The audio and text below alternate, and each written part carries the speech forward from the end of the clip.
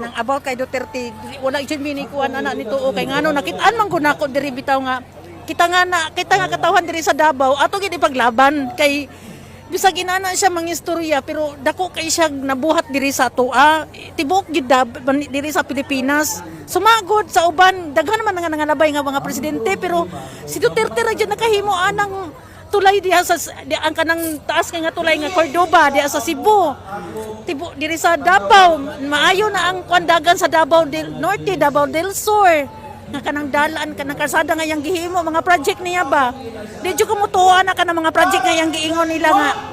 kuan daw kanang karon nga kanang kurap na apil daw siya di jud ko mutuo kay ngano sa pagbiya pa lang niya limpyo na tanan. Unya karon nga nang korupsyon karon nga nahitabo kay kuan jud na kay Marcos dili na kay Duterte kay Marcos na himuon nilang kiko ang tao ba di naman nila mabuang ang tao karon mo na gid na ako ikakuan jud nga ginaampo na ko sa Ginoo nga makauli lagid siya diri sa Davao.